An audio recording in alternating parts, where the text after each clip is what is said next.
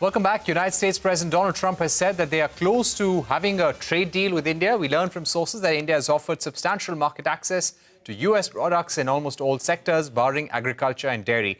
Trump sent letters to leaders of 14 nations, starting with staunch U.S. allies, Japan and South Korea, proposing a 25% tariff. This is similar to the high duty proposed by Trump on the 2nd of April. Malaysia, South Africa, Indonesia, Thailand also facing higher tariffs. Trump said, and I quote, "If we want to play ball, this is how we play," end of quote. He also threatened an additional 10% tariff rate on nations aligned with the BRICS bloc. Joining us right now is former Foreign Secretary Vardhan Shringla. Ambassador Shringla, always a pleasure having you here on CNBC TV18.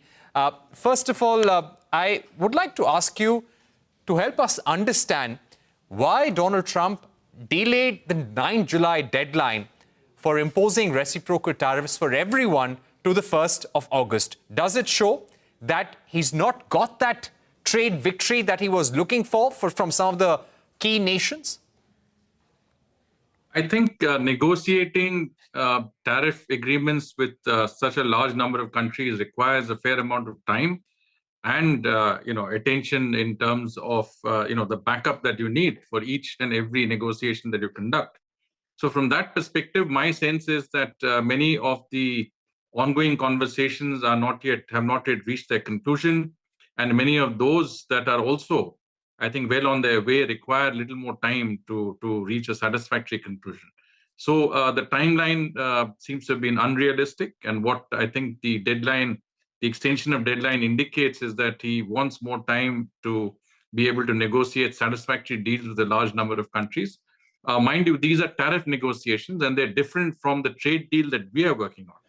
So there is a difference between a trade agreement. Ours is a mutually beneficial bilateral trade agreement, and the ones that you see are essentially tariff negotiations which determine a sort of average level of tariffs that would be charged by the United States on these countries that are on the negotiation table.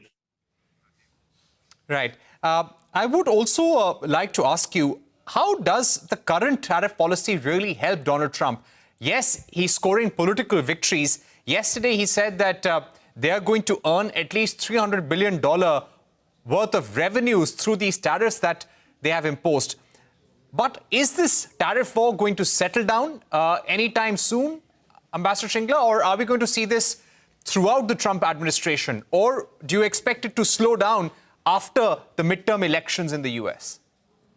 Well, the basis for the entire exercise, Parikshit, is that the US's current trade profile is not sustainable.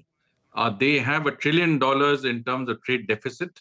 Much of it is with China, about $450 billion.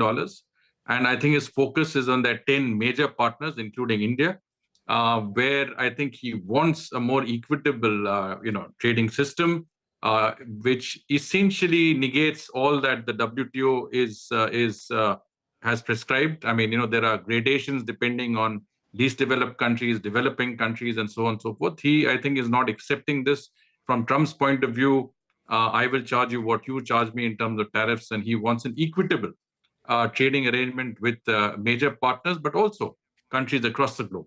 And the second, of course, is that by charging a base price of at least 10%, and in certain cases more, but in higher duties, like in the case of China and the 14 countries that you just mentioned, they also earn more revenue, but it also makes the bar higher to access the US market, and so gives a better opportunity for US domestic manufacturers to compete effectively.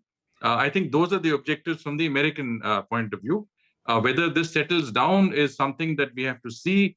Trump's best bet would be, I think, to be able to settle as many of these tariff agreements. He's looking, as I said, primarily at between 8 and 10 major partners that he could conclude deals with. And if that happens, then you unilaterally, for the rest, impose a certain level of tariffs, and then allow the let's say playing field to settle. In other words, the market settle. There is less amount of uncertainty in terms of the consumer pricing also in the United States, and it's very important for him politically to be able to reach a conclusion and to tell the public that, the mandate that you brought me in for is being fulfilled. We have managed to, sort of increase our tariffs. We are getting more revenue, but at the same time, I think we are able to provide a better level playing field to our own manufacturing industry. And that is what I think he will end up doing at the earliest possible opportunity. Right. I would also like to ask you, the current tariff wars that he's having with China, the kind of tariffs he's imposed on Vietnam, Japan, Korea, if these tariffs stay, do you believe India is going to be in a strong position in global supply chains? It could be seen as a better partner in terms of exports? So I think our approach has been a very well thought through one. We have engaged very early in the game. You'll recall that Prime Minister Modi was in Washington, D.C. in February, 25 days after Trump took office. At that time, both sides declared that they would be looking at doubling trade to $500 billion and concluding a mutually beneficial free trade, bilateral trade agreement as early as possible. And I think we have been negotiating earnestly from that time. Today, at least the first phase of that negotiation, which means that the first part of that bilateral trade agreement is ready to move forward. I'm told that all the discussions have been completed. The entire issue now lies with Washington, mainly the White House, to take a final call on how this should go. But given Trump's recent statements, there is an expectation that he should be able to announce a first trade deal with India shortly. I think both sides have made the necessary adjustments, the necessary compromises that would enable us to have a preferential trade agreement with our largest trading partner. Keep in mind, Parikshit, that we've been concluding trade agreements with many of our major partners, from Australia to the UAE to the UK to EFTA countries. I think the significant omission has been the United States. We have been working on this deal since Trump 1.0. And I think a trade deal that could be announced would certainly send a strong message to the markets, to our industry. And this, I think, will be to the benefit of both the United States and India. We will also benefit greatly by such a deal in many ways. Right. But Master Shringla, considering that Donald Trump is looking out for US national interest, and he has not honored some of the existing trade agreements that allies like Japan and Australia, European Union have had with the US, do you believe that it's important for India to keep its options open while we show a strong intent to have a good trading partnership with the US? At the same time, we must pursue a very strong export agenda and trade deals with other nations, which is very, very beneficial to us in the long run. And we must speed up that effort. It goes without saying, Parikshit, and I think that's exactly what we're doing. The fact that we've concluded a deal recently with the UK, which is to be signed. We're looking at a deal with the European Union. I think these are our partners that could offer us alternative markets, alternative options. But let's be clear. I mean, the US is the mother lode. Everything will emanate from that. And the tariff concessions that we give the US will determine the milestones on which we will base our other agreements with everybody else, which will be less than what we would offer to the United States, I imagine, given the respective size of markets.